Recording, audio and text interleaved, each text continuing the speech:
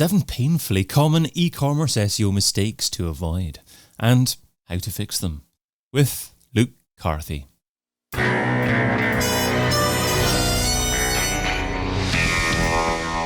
In Search SEO podcast is brought to you by Rank Ranger, the all-in-one SEO platform that helps scale your business through data and analytics.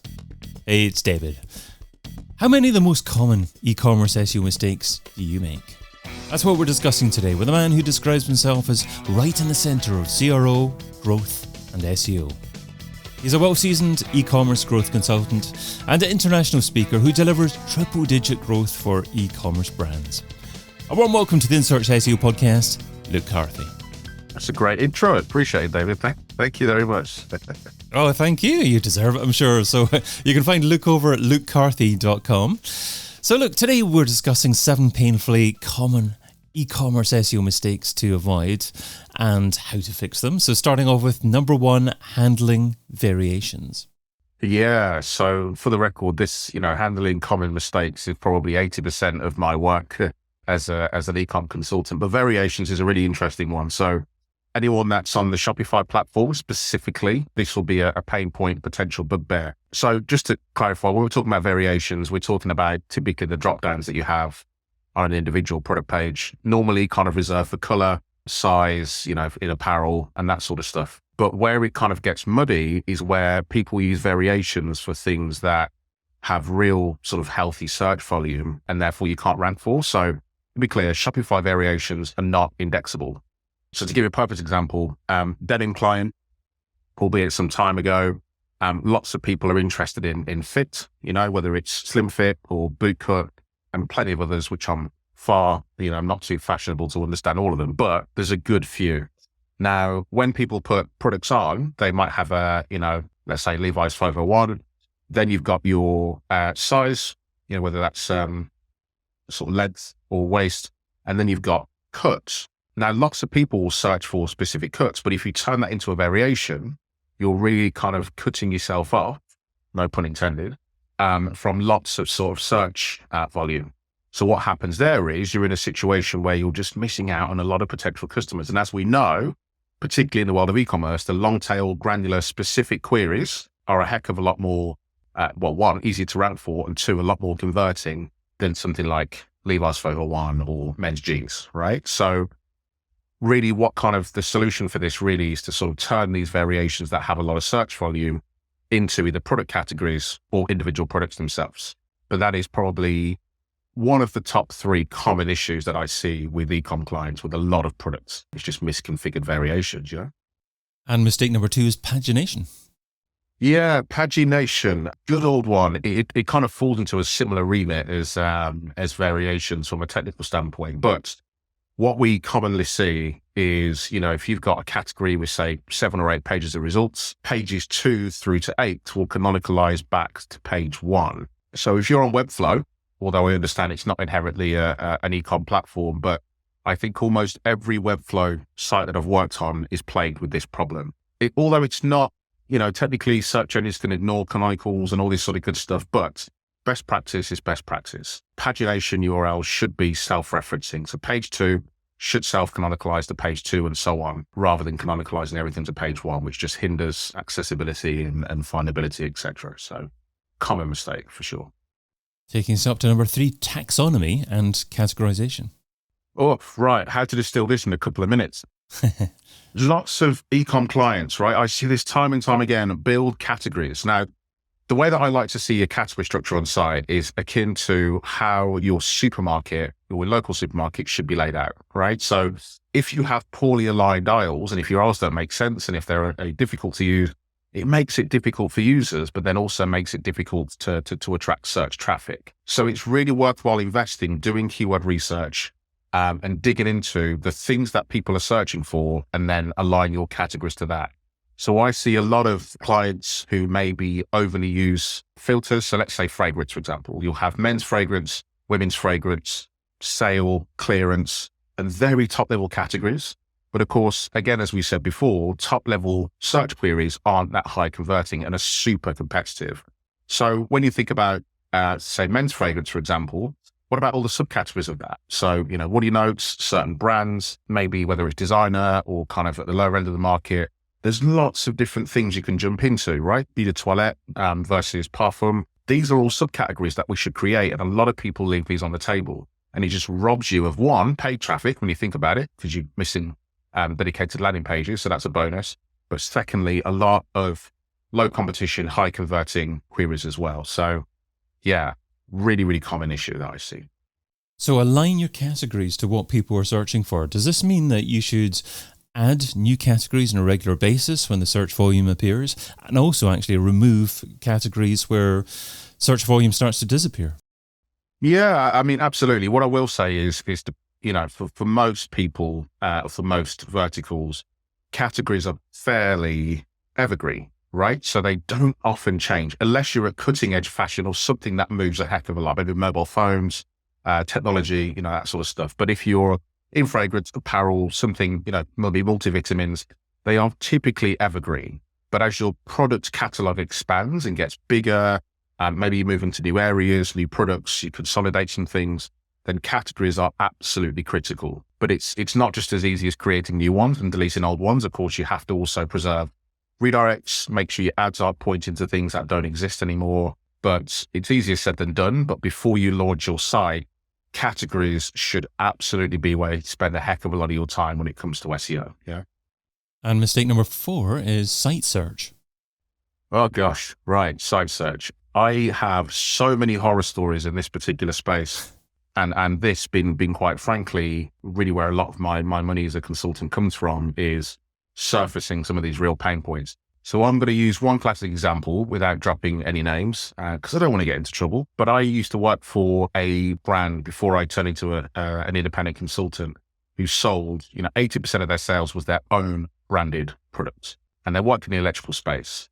Now, what's really interesting is when you search for that particular brand, which again, to remember, is 80% of their revenue, the first item that appeared was a 20-ish year old USB cable that they no longer sold, followed by a lot of old, kind of discontinued products rather than the cutting edge, new, in-demand stuff that this particular brand was renowned for.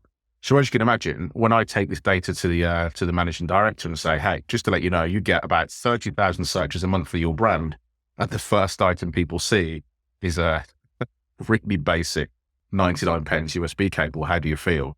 You can imagine the reaction wasn't particularly great at this situation. So I was, the point is I was immediately set to fix it. But site search is so often neglected, and there's lots of different rules that come into it. The problem with these guys is the fact that they had their default sorting order set by age, the oldest product first, which just doesn't cut it. We have seasonality to think about. We have stock. We have relevance to think about. Personalization, once you bring that in as well, maybe even margin, depending on what you're playing around in. There's lots of different parameters, but site search by far is one of the biggest levers to both revenue and conversion. Not so much of an SEO thing, but SEO is this global thing of driving revenue. It's one that I couldn't do this episode with you without mentioning. It's hugely important. And bringing us up to number 5, faceted navigation.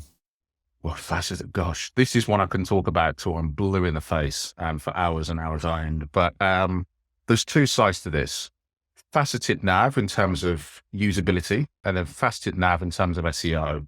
So we'll start with the latter, so SEO. When it comes to faceted nav, it can create lots and lots, almost seemingly endless amounts of URLs, different permutations, as we, color, size, brand, price ranges, and the list goes on. So when you kind of mash all of these permutations of URLs together, you can quite quickly be in a situation, especially if you sell tens of thousands of products, where you've got millions and millions of crawlable URLs, which just stresses out search engines in all due respect. It just makes it difficult for them to crawl your site.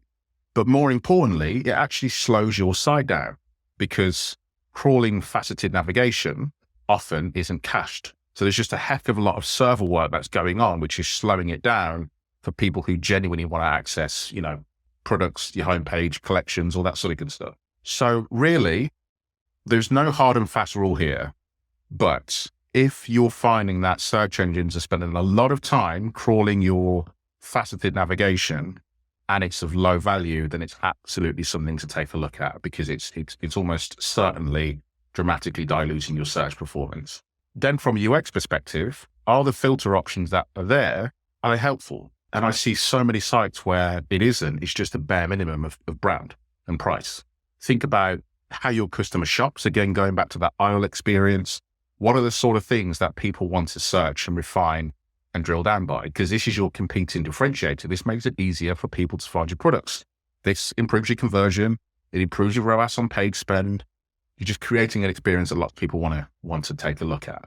And this is very profound in areas that are quite specialist, like say healthcare, skincare, where you may be looking for active ingredients, particular brands, sizes, lots to play around with. But lots of people get faceted navigation wrong, which absolutely destroys SEO performance, particularly when it comes to technical SEO. You could talk about this until you're blue in the face. I could ask questions about it until I'm blue in the face, but perhaps it's an indication that that particular niche subject we need to try and devote a whole episode to in the future. But let's move on to number 6, which is forgetting about the user.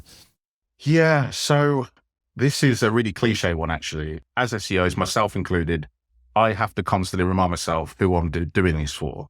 And although naturally the client is the one that, pays the bills and pulls the strings, really my client cares about user performance, right? Are they happy? Are they spending money? Are they coming back? Retention, all of that good stuff.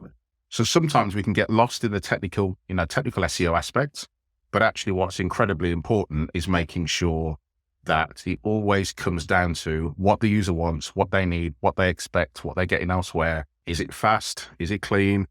Do the variations make sense? When you kind of summarize all of these common issues we're talking about, we've got to bring it all the way back down to the user. Is the user happy? So I personally believe it's user experience first and what they expect to see, the sorting order of products, the sorting options that you have available, and then taking what the user wants and needs and the experience, and then kind of reverse engineering that into SEO. But so many times we think about technical SEO in isolation, and that kind of takes precedent over what the user actually wants. But SEO doesn't pay the bills, right? It's the customer that come to the site and spend the money. That really is what the client is interested in. And you mentioned sort options a couple of times there as well. That's actually number 7 as well. Do you have something to add about sort options? Yes, sort options. Gosh, never says. This falls into a similar bucket to faceted navigation, right? So your default sorting options is normally like recommended or whatever, popularity. And then you have sort by low to high, high to low, A to Z, and all those sort of permutations. Typically, as a hard and fast rule, there's always caveat to this. They shouldn't be accessible to search engines. They just shouldn't, because no one's going to be searching for, let's say men's fragrance in pricing order. And if they do, you can be pretty certain that it's not really a commercial keyword, right? It's not something that you want to particularly rank for because it's unlikely to result in a sale. So it comes down to what do users care about? And if the user doesn't care about it, it probably shouldn't be accessible to search engines. So it's that kind of blend again of user experience, what they expect, what customers want versus what search engines can access. And there should be a close synergy. There shouldn't be a lot that search engines have access to that users don't care about. And the reason why is because search engines are there for people who want to buy your stuff. They're designed for users. So yeah, I think to kind of summarize everything I've said, if you sell 5,000 products, you have 100 categories, you crawl the site and you have, 450,000 crawlable URLs, you probably have an issue. So that normally is kind of ties back into one or more of all of the common issues we've spoken about so far. Normally one or more of those, yeah. Superb. Let's finish off with the Pareto Pickle. So Pareto says that you can get 80% of your results for 20% of your efforts. What's one SEO activity that you would recommend that provides incredible results for modest levels of effort?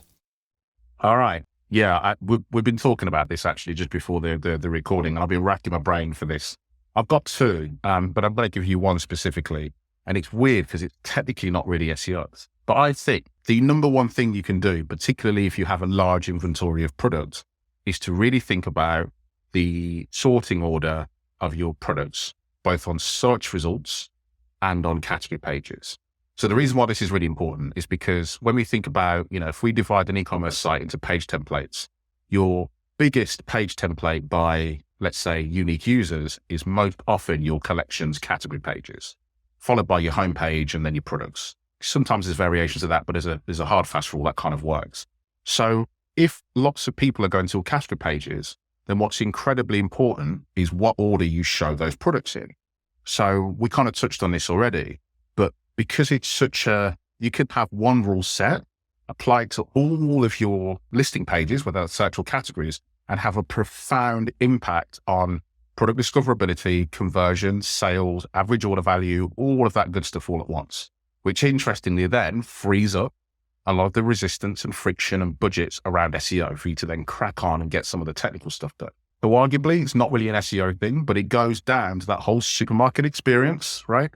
If you walk down the bread aisle, what do you want to see? Probably bread, right? So it's just making sure that you build something that's for your users and defining your default sorting order for me.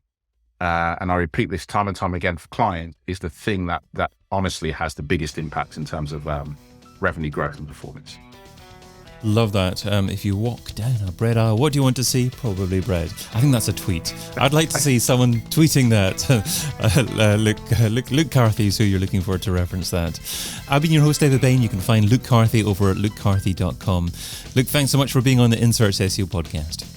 Brilliant. Thanks again. And thank you for listening. Check out all the previous episodes and sign up for a free trial of the Rank Ranger platform over at rankranger.com.